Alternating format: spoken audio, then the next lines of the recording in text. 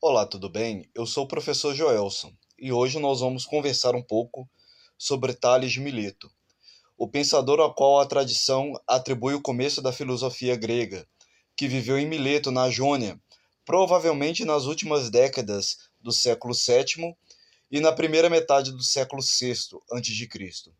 Além de filósofo, Tales foi cientista e político sensato. Não se tem conhecimento se tem escrito algum livro. O que a gente tem de conhecimento sobre ele é o que Aristóteles nos passa. Só conhecemos seu pensamento através de tradição oral indireta e sobre Aristóteles também. Ele foi o iniciador da filosofia da physis, pois foi o primeiro a afirmar a existência de um princípio originário único, causa de todas as coisas que existem. Sustentado por tal princípio, ele falava que o princípio de todas as coisas era a água.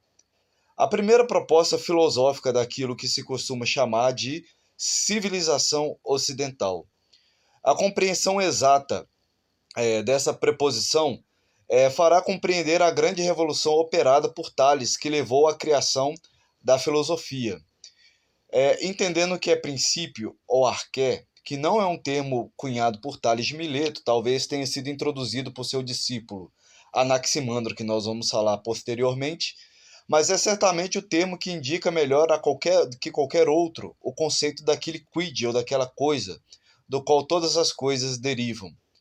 O princípio é, portanto, a fonte e a origem de todas as coisas, a foz ou termo último de todas as coisas, o sustentáculo permanente de todas as coisas, a substância, podemos dizer, usando um termo anterior.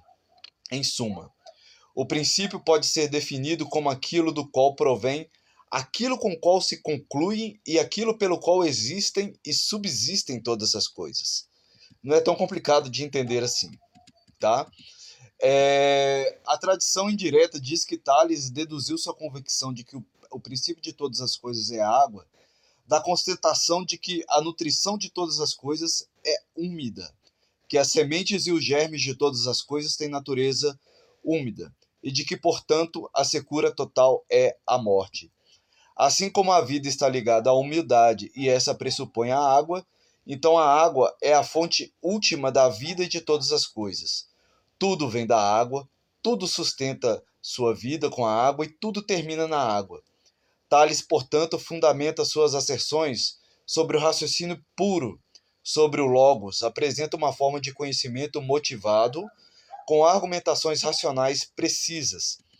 De resto, a que nível de racionalidade Tales já se elevara? Tanto em geral como em particular, pode ser demonstrado pelo fato de que ele havia pesquisado os fenômenos do céu a ponto de predizer um eclipse talvez um ano de 585 a.C., e ao seu nome também está ligado um teorema da geometria, o famoso Teorema de Tales. Mas não se deve acreditar que a água de Tales seja o elemento físico-químico que bebemos. A água de Tales deve ser pensada de modo totalizante, ou seja, como a physis líquida originária, da qual tudo deriva e da qual a água que bebemos é apenas uma de suas tantas manifestações. Tales é um naturalista no sentido antigo do termo e não materialista, no sentido moderno contemporâneo. Com efeito, sua água coincidia com o divino. Desse modo, introduz uma concepção de Deus. Trata-se de uma nova concepção na qual predomina a razão, e destina-se, enquanto tal, a eliminar logo todos os deuses do politeísmo fantástico poético dos gregos.